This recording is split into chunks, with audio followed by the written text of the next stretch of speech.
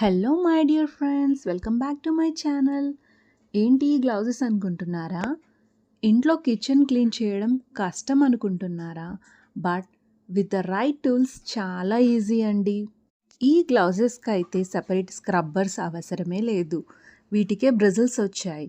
So వాటితోటే ఎంచక్కా మంచిగా నీట్గా క్లీన్ చేసుకోవచ్చు. హ్యాండ్ ప్రొటెక్షన్ కూడా ఇంపార్టెంటే కదా. గ్లౌజెస్ పెట్టుకొని క్లీన్ చేయడం వల్ల క్లీనింగ్ స్ట్రెస్ ఫ్రీ ఉంటుంది, చాలా హైజీనిక్ కూడా ఉంటుంది. ఇలాంటి బ్రష్ అయితే నాబ్స్ దగ్గర చిన్న చిన్న గ్యాప్స్లో ఎక్కడైనా కూడా చాలా ఈజీగా క్లీన్ చేసుకోవచ్చు. అప్పుడప్పుడు ట్యాప్స్ పైన మనం లైమ్ స్కేల్ చూస్తూ ఉంటాము.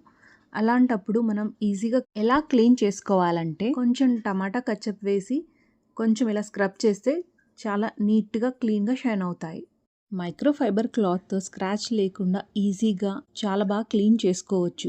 ఇది ఒక షైన్కి సీక్రెట్. దీంతో పాటు మనం చిమ్నీస్ కానీ ఏదైనా క్లీన్ చేసుకోవడానికి లిక్విడ్ స్ప్రే యూస్ చేస్తే శ్రమ కూడా తగ్గుతుంది. కిచెన్ క్లీనర్ నేనైతే రిమాప్ యూస్ చేస్తున్నాను. ఇదైతే నాకు చాలా హెల్ప్ఫుల్ అయ్యింది. ఇది అన్ని సర్ఫేసెస్లో చాలా సూటబుల్గా వర్క్ అవుతుంది.